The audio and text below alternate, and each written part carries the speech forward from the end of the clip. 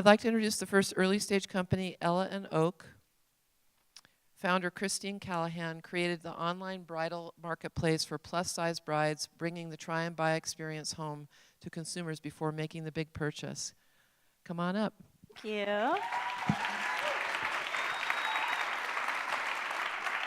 Awesome. Thanks, guys. Can you hear me? Okay. Hi, I'm Christine Callahan. I'm the founder of Ella and Oak, but I'm not here to talk about me. I'm here to talk about my friend Amy.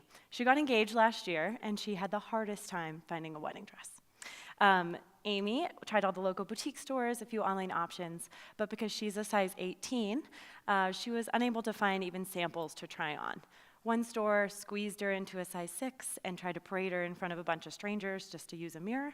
Another store, she tried to walk in, Pretty Woman style. They took one look at her and said, "Sorry, we have nothing for you. You need to leave." Amy had a pretty high budget. She had $3,000 to spend. But despite this, she ended up having to settle. She settled for a $500 very plain white dress from David's Bridal. It wasn't anything she had hoped or dreamed about. And she walked away from this experience feeling not only ashamed, but really embarrassed about herself and her body. And that's not what a bride should feel like. This is her special day. And watching this as one of my friends, I felt frustrated. And I knew that there was a better way for brides to find their dream dress. And that's why I'm here today. Ella and Oak is here. We're modernizing bridal with a fun online marketplace dedicated to selling curvy designs, size 14 and up, with a fun at-home try-on experience. We're selling exclusive brand name designer dresses, all ranging from $1,200 to $3,000 a piece. And to be absolutely sure that she loves her dream dress, anything she picks on our site, we'll send her a sample to her house so she can try them on at home either in private, or she can pop some champagne with her girlfriends and have a good time with it. She can then order directly through our site.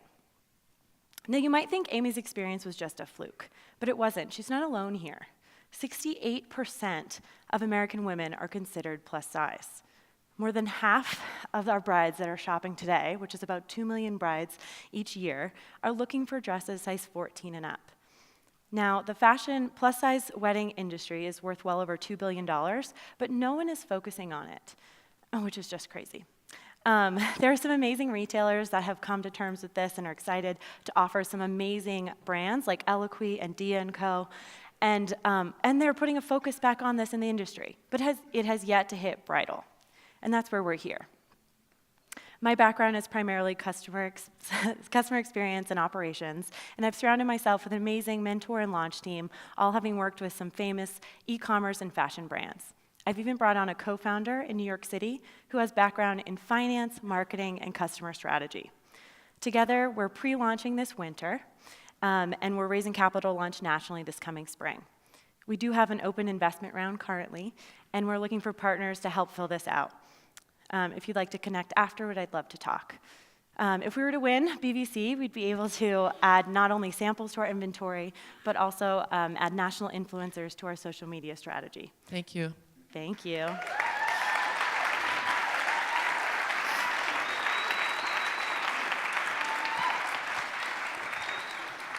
Thanks, Christine. Panelists? Thank you. Hey, that's a great pitch. Thank you. Oh, great. I love thanks. the storytelling there. And definitely, it feels like an underserved market. Absolutely. At REI, we've been thinking about this question as well and how to serve this market. One thing when I think about this industry, it's sort of a one-time purchase, or hopefully maybe no more than a two-time purchase. Fingers crossed. Yeah. Well, maybe this ruins my question, but no.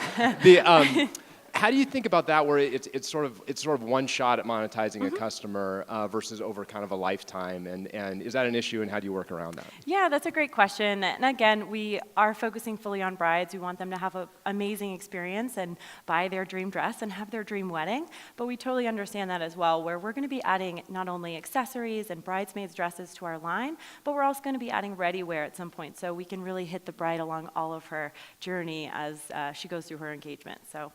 Yeah. Mm-hmm. So one aspect of, is this on? No. So one aspect of kind of getting that bridal experience is, you get all the friends and everything. How do you want to foster that type of experience with your e-commerce play? I'm sorry, at the beginning part cut out. Getting like all your friends together and going to the bridal shop, kind of the event aspect of it. How do you foster that through the e-commerce play? Yeah, that's a great question. We're sending actually with our samples a try-on kit that actually has instructions on how to throw a fun party and have a good time with it. We're sending goodies in the boxes with champagne and treats and things like that. I gave you guys a little sample on your thing, but yeah, so they'll be able to have a good time. We're also going to have FaceTiming with stylists, so you can actually feel like you are interacting with someone that can help you fit to your dress and feel comfortable in it and excited about what you're purchasing. How about some questions from the audience? Sure. Yeah, here. Yes, go ahead. While you're doing that, is there another question from the panelists? And then I'll call on you, okay? So just stand there quietly. Okay. Go for it. She caught Does the she have it box. now? She caught it Okay, and everything. go ahead. Can you speak to how you curate your designs and how many SKUs that you plan to launch with when you do your soft launch next year? Yeah, thank you. We're actually launching with about 15 designs.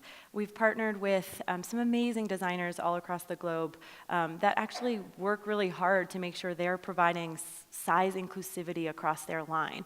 So they are building exclusive designs for us where no other retailer or online store is going to be able to sell what we're selling, so that we have a competitive advantage there. And our designers are manufacturing all in the US or in India, and they're holding inventory themselves, so we actually don't take on that risk. Mm-hmm. So here's how we'll do this so that we can move this really quickly. When you have a question, raise your hand and we'll get the box to you while we're talking, so we're not pausing to wait for the box to be passed, okay?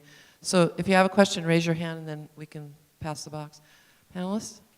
So when you think about your founding team and maybe your first couple hires, what's going to be the most important area of talent to add to your team? Yeah, so we'll definitely be bringing in quite a bit of marketing help, cost of acquisition, and everything's really important to us. But our first hire will most likely be fulfillment and customer service. Yeah, we're going to need to fill across the country, and having someone there as a stylist to help out with our brides will be most important. Okay, great. There's a question in the audience. Designers typically have pretty high prices for their products. Mm-hmm. What's your gross margin look like? Yeah, great question. So to launch, we're actually starting with some wholesale relationships with the designers, which is pretty typical, and we'll see about 50%, 45% margins to start. Mm-hmm. Up in the balcony, if you don't have a good question, you can always sing like you're in the opera. I can do that too. Okay. Hi, my name is Dre. I'm with the University of Oregon. I'm wondering what you're going to do for brides that need some alterations done on their gowns. That's a great question.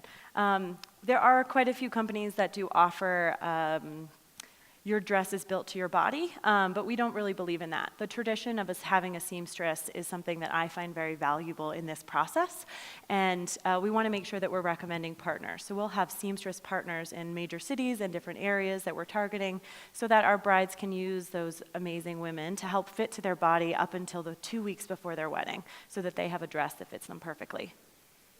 Mm-hmm. Caroline. Building off of that key partnership relationship, when it goes to going to market, your different channels that you're going to go through, what channels are you targeting, and do you have any key partners in mind to help reach your consumer?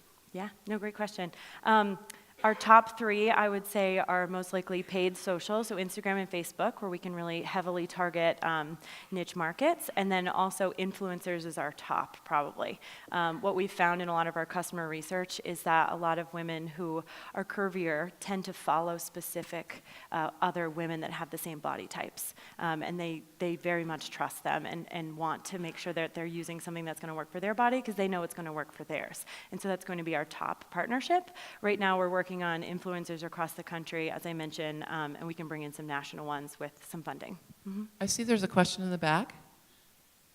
Hello. Okay, so first of all, great pitch. Thank you. I'm not really your target market because I've never been a plus-size bride, but yet, I guess.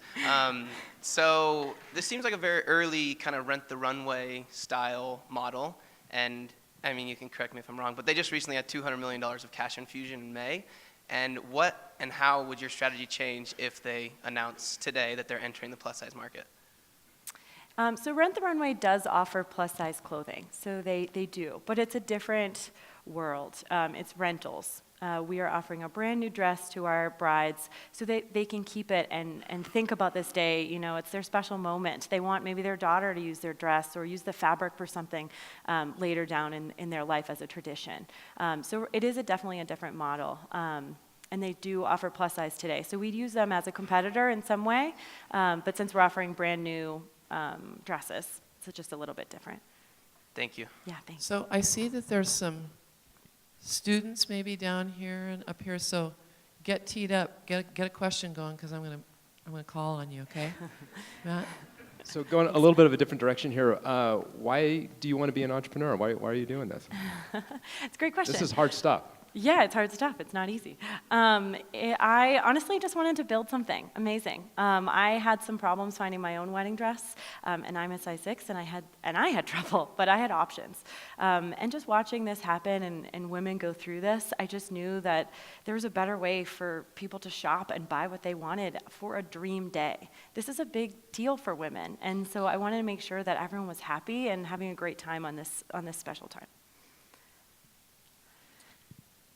Any questions? Student questions, Student pressure's question? on. No, nothing yet? Okay, I'll come back to you in a little minute. How about over here? Student questions? University student questions? Oh, come on, people. Curiosity. Okay, Caroline? Yeah, so when you think about where you want to take your company, and I know you said ready to wear, what are some of the challenges that you see moving forward, especially in the global trends in terms of ready to wear and overall bridal in the plus size industry? Yeah, definitely technical skills is one of the biggest areas. Plus size is trending right now, I would say, with a lot of different companies and retail businesses that are popping up, and it's hard to find talent. So we are putting that as a phase 2, just so we can really figure out, you know, who is right for us, who's the right partner. And it is something that we're actively looking for. I was just in New York last week interviewing technical designers, and it's going to be tough for us, but I'm really excited to see as the world is shifting and changing, especially in fashion, what's going to come of it. Mm-hmm. Yes. Hi. Oh, great. Yay, a fan. Mm-hmm. That's correct, yes. Yep, so right now, your first dress to try on is $25, and any additional dresses are $10 to add into your try-on box. Anything that you love and you decide to purchase, that cost that you spent to do your try-on will then go back into the price as a refund. Mm-hmm. What haven't we asked you that you'd like to answer or you'd like to share with us? I guess where the name came from? Yeah, where did the name come from? Sure. Actually, Great Ella, question. I'm sorry. Oh, okay. Ella means goddess, and we wanted all of our brides to feel beautiful and confident on their special day, and so we thought that was well-fitting. And then oak is actually just a very strong word, like what a marriage should be. And also my husband and I got married under the oaks in South Carolina, so it was kind of personal and also exciting, so we Great. paired it together. Thank you. Congratulations. Yeah. Thanks, Julie. Thank you.